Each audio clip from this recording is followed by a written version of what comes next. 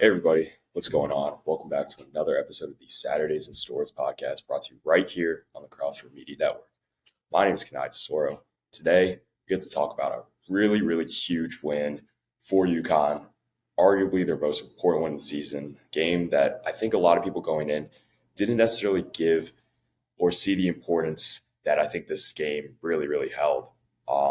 Just in terms of being able to get out of that 4 or 5 game in the Big East tournament. And now UConn owns a tiebreaker over Marquette after sweeping them this year.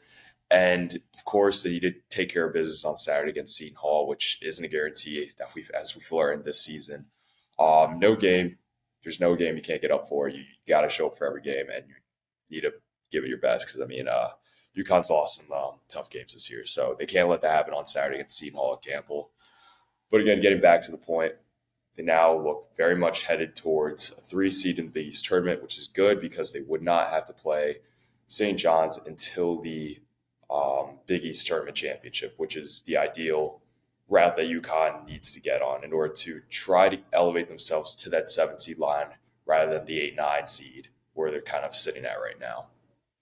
But yeah, there's a good amount to take away from this game. I think the biggest thing was Alex Karaban, which I'm going to talk a good amount about. But before we get into that, if you like this podcast, if you like any other content you see on this channel, please subscribe, tell other people about it. It really helps with YouTube's algorithm and being able to get this content out to more people. With March coming up, me and Josh are going to be putting out more content than ever, and there's a lot to come. So if you're going to start watching, now's a great time too. So let's get into the actual game. Not waste any more time. UConn won 72-66 at Gampel Pavilion. I was at that game. Just a really great environment. I mean, just from start to finish. I think people that were there knew how important of a game it was. And I really do think the team fed off of a lot of the crowd energy. And it was really just a really electric atmosphere. One of the better ones, I even going back to last year and even the year before. I mean, I'd put this game up there with probably the likes of the Baylor game this year, Marquette at the XO last year. It was just really. I mean, the crowd environment was amazing, and that's what you're going to get at Gampel. It's tough to get at the XL, of course, for big games like last year when Marquette was fourth team in the country, and UConn was ranked one. Of course, people showed up for that and got loud, but it's just not the same normally. Gampel's by far one of the best home court advantages in the country, and it showed it on Wednesday night. So definitely glad that was there, was able to be a part of it. But yeah, I mean, let's get into the game. Again, UConn won 72-66. And I mean, UConn kind of got out to somewhat of a slow start. I think a lot of that was credited to David Joplin being really hot off out of the gates. But I mean, I think UConn held their own initially. I thought early on, Liam McNeely was hot from three, starting off, I want to say maybe 3 for 4 from three. I don't think he made all three in a row, but yeah, I mean that was important. He needed to, he kind of sparked the team early on. Guy made some shots, which again is really important. Um, Especially in trying to get his 3 point shot a little bit more consistent than what it's been this year. It's still, I mean, obviously in this game, he ended up finishing 3 for 9, kind of slow down after those three threes. Couldn't really knock down a lot of the open ones, which he really needed to hit at certain points or should have made. But you know what happens? He's a freshman.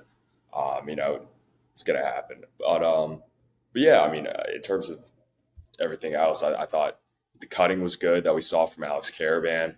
Samson Johnson got involved early on too, which this ended up being the Samson Johnson game as opposed to Terrace Reed one, which I know I didn't do a video breaking down the Providence win, but Terrace Reed was exceptional in that game. Um, New career high, I want to say, was 24 points, and he added 18 rebounds. Just really great stuff. And again, I thought it was kind of trending more towards it being a situation where you really can't, you have no choice but to start Terrace. But I think Samson proved that he's still able to be the favorable matchup at times in several games, just depending on whoever it is UConn's playing. And Dan early talked about it. How some nights you're going to get 30 minutes from one guy and 12 from the other. The other sometimes it's going to be vice versa. And it's really going to go by who's kind of has the hot hand, who's getting the favorable matchups in the game, because your offensive your offensive scheme is completely different for Terrace than in what it is for Sampson. So again, I do think Terrace probably should be the starter, but I think Sampson more than proved his worth on Wednesday night. Just what he's able to do defensively and get out in transition. And again, I think the matchup definitely favored him in this game. But I'm going to touch more on that in a little bit. But yeah, I mean, early on defensively, you saw a lot of guys getting beat to the basket. And I just think they had a really tough time and really being able to defend at a high level early on and preventing dribble drives. And, of course, Joplin was hot really early on. He was able to knock down some really tough threes.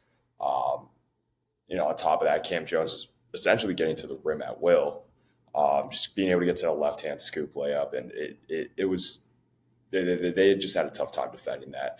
But that kind of changed as the game went on, specifically in the later stretches of the second half.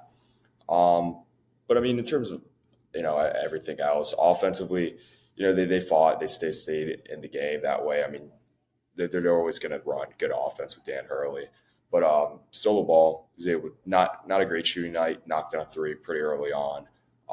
Did have a nice dunk and off a feed into the post where he was just able to go up off two legs and just dunk it, which was nice to see. But yeah, I mean, there's nothing really outstanding in the first half, offensively speaking, really throughout this game.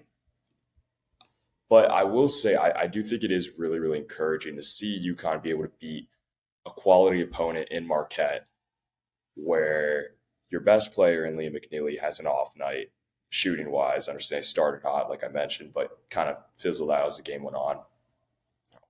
Your best shooter didn't have a great shooting night either. So the ball 1 for 5 from three, which, hopefully going forward doesn't happen again. He's able to knock down shots.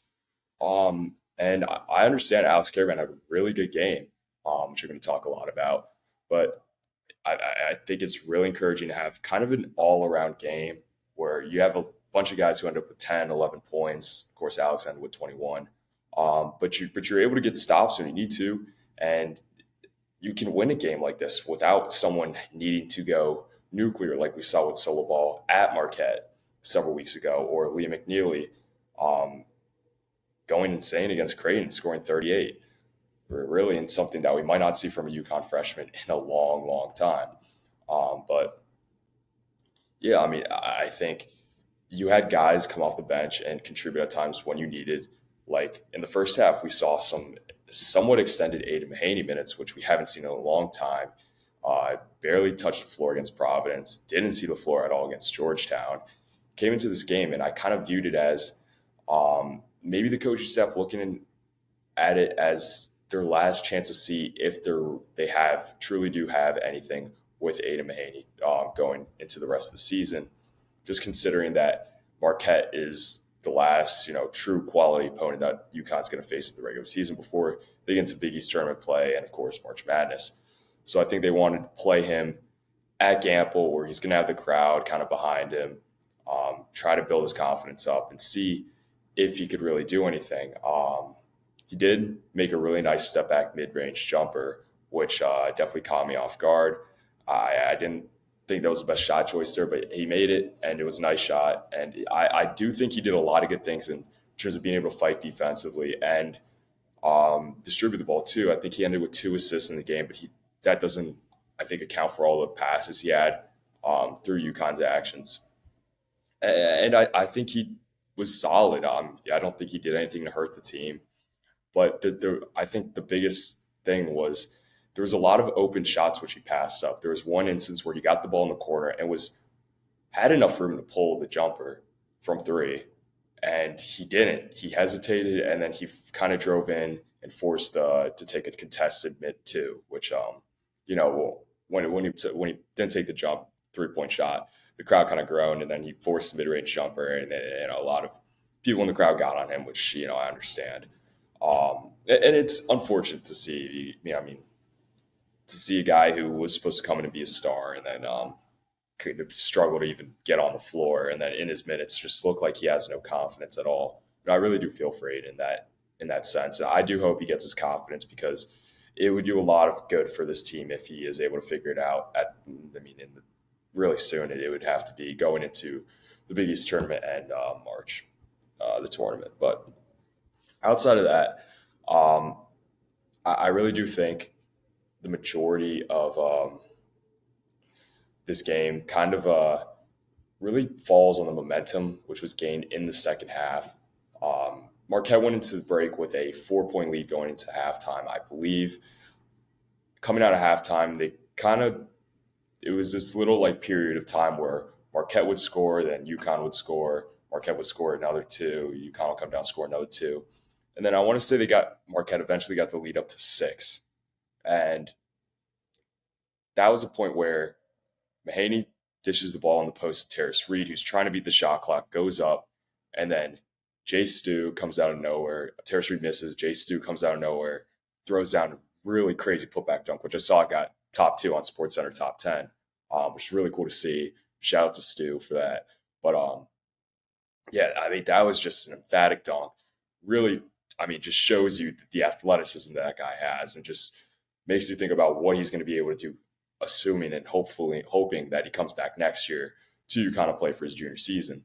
But I mean, I think that was so important. Just being able to get the crowd back into the game and getting the team energized and Stewie just having that moment for himself, something that he's going to remember for probably, I mean, the rest of his playing career, throwing down that dunk. And that was just a really, really huge moment, I believe, I think. I mean, and from there, they went on a 10-0 run. And that was good. They took the lead. I want to say 6 or 7 point lead. Forced Marquette to call the timeout. Gampel was rocking. The place was bumping. Um, and then yeah, I mean, in the later stretches of the game, we Marquette fought, but we saw a little bit of a different scheme defensively where they switched everything, which I think is why Samson benefited from the matchup in this game. They switched 1 through 5, which is why Terrace Reed and Samson Johnson, whichever five was on the court at the time, ended up playing on Cam Jones a lot, which honestly didn't really seem like the best thing to do considering the caliber of a player Cam Jones is, one of the better guards in the country, could be on All American watch. Um, but I really do give Samson Terrace credit. They moved their feet well. They defended him well against the 3 point line, stay down on ball fakes, and it just went straight up, which I give the team a lot of credit for doing. They did not go for really any ball fakes at all. They were disciplined when it came to the fouling. They limited the turnovers as well. I think they only ended the game with 8. I want to say, I'm not fully positive. Let me verify. They ended the game with 8 turnovers. Yeah, so a really clean game from UConn for once. Marquette only turned the ball over 5 times, so I think you'd like to see UConn try to force some more turnovers in the future. But realistically, this isn't good. This isn't a good defensive team. It's never going to be. They really are relying on the offense to win them games this year, which is, I think, something you kind of have to go all in on at this point, like I talked about in previous episodes. But yeah, I mean, Samson, great job. Just, I mean, I think he benefited from the matchup better just because I think he moved his feet quicker.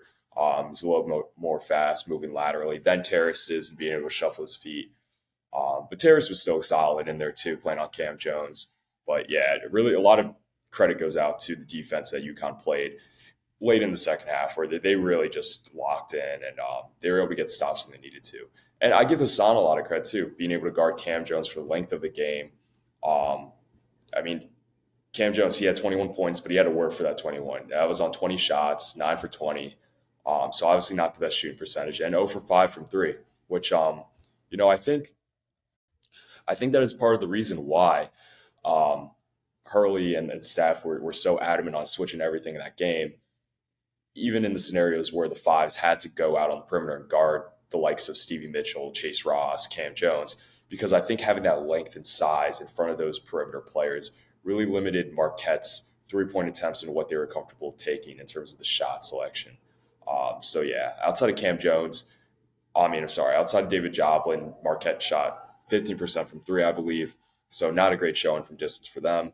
UConn started off really hot from three. I think they ended around 35-ish% on the night. But I think the biggest three was by far Alex Karaban's dagger with 23 seconds left in the game. That was a really, really important shot.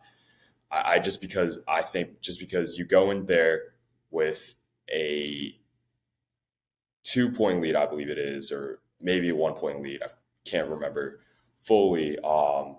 Yeah, you go in with a 1 point lead, call a timeout after you bring it past half court, and you're in a situation where you really do need to score on this possession because say Marquette gets a stop, I just really don't know if you're going to be able to stop Cam Jones from being able to get to the bucket and getting to the left hand scoop. Like I mentioned earlier, he's just so good at doing that. Um, I mean, he's one of the best guards in the country, one of the best scoring guards too. It would have been tough, and I just don't know that this UConn team would have been able to get that stop. So I really felt that that was a must score possession. Um, Out of that timeout, you had a set where you run into action for Alex Karaban, um, and then Stevie Mitchell veers over the screen, which is really just a good play from him. Ben Gold kind of recovers. They played it really, really well. So Alex just is down to Terrace, which is the right play to make. But then Terrace kind of gets hit with a double or not a full double, but off the veer. Stevie Mitchell's kind of still watching Terrace as Ben Gold is defending him. And Terrace makes just the right read there and passes it back out to Karaban, who knocks down the deep three, hits the dagger, and just, I mean, I think that was just so nice to see. Um, Alex Karaban, a guy who hasn't had the best season, I think, to the likes that a lot of people thought he was going to have. Again, that kind of goes back to him just never being the archetype to be a number one option type of guy. Um, but I think it was so nice to see him have that moment, just considering the struggles he's went through this year, and missing those two free throws against Villanova, not shooting three ball particularly well as of late. Um, Really, I mean, last few games he's played really well, and I think that's attributed to Liam coming back and Alex moving further down the scouting report as to being kind of the number one guy who's circled when teams are going to play UConn. I just think with everything he's been through this year, to knock down a shot like that in what could be one of your last Gampel home games, as he is being recognized on senior night on Saturday against Seton Hall, which is probably indicative that he's going to be leaving after this year to the NBA, which is understandable. Um, of course, the option for him to come back hasn't been ruled out, but I think it's more than likely that he probably ends up leaving. But for that to be one of his last moments that he'll remember, playing in Gampel Pavilion, where you're playing in front of an electric crowd, you're playing a top 25 opponent in Marquette, and in one of the most important games of your basketball career, to be able to knock down that shot, I think was just have the moment where you light up. I'm just light. I mean, light up the place. Just the crowd goes insane, and I think that was really, really nice and something that he'll never forget. And I mean, that was a huge shot. Really needed it because I mean, again, Marquette gets a stop. They come down. I don't know who's stopping Cam Jones. Um, but yeah, that was a really important shot. I'm glad Alex was able to have that moment. But but yeah, I mean, it's just all around huge win. UConn now moves to 5-2 against ranked opponents this year. I believe it might be 5-3. But yeah, again, really, really important win, specifically for tournament seeding in both the Big East and March Madness.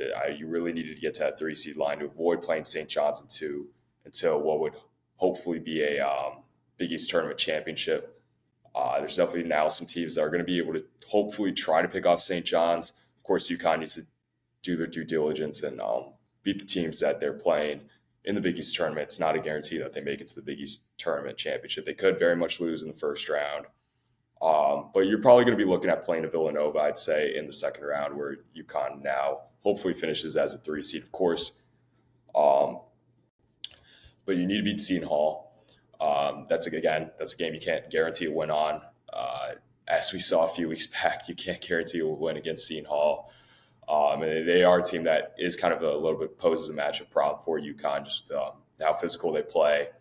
But I do think Dan talked about how once they do actually get into March Madness in the tournament, it's going to benefit them again because the refs don't let a lot play, and UConn struggles with physical matchups. So hopefully that once they get into March, the tournament, that they'll hopefully be able to excel a little bit more and not be pressured as much when they're on offense. But yeah, I mean, I think that's pretty much going to take care of everything I had to take away.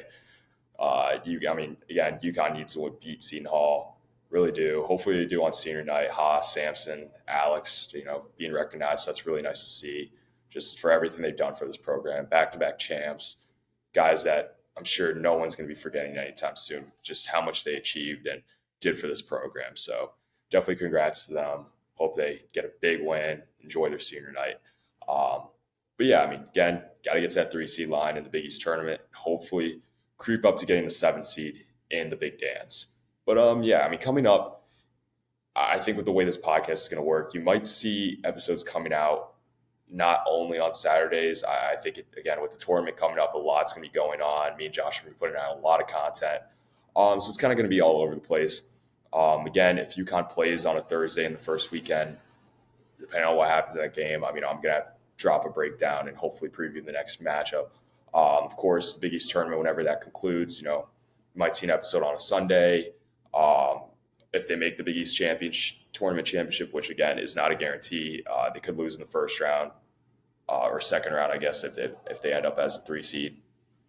So it's obviously not a guarantee at all that they make the Big East tournament championship. But yeah, I mean, I want to drop maybe perhaps a preview. If anything crazy goes down the Seton Hall game, then I'll try to make a video on that as well. But yeah, I just just be on the lookout because a lot of content both for Crossover U and the Saturdays and STORRS podcast is going to be being pumped out. So again, be on the lookout for that. And please, as always, if you like this podcast or any other content you see on this channel, really, really does help me and Josh if you guys tell other people about it. Subscribe, like the videos. We like seeing what you guys have to say in the comments below. So drop whatever it is you have to tell us in the comments about whatever. If you disagree, you like our takes, we like to hear it. So yeah, until the next episode, I will see you all next time.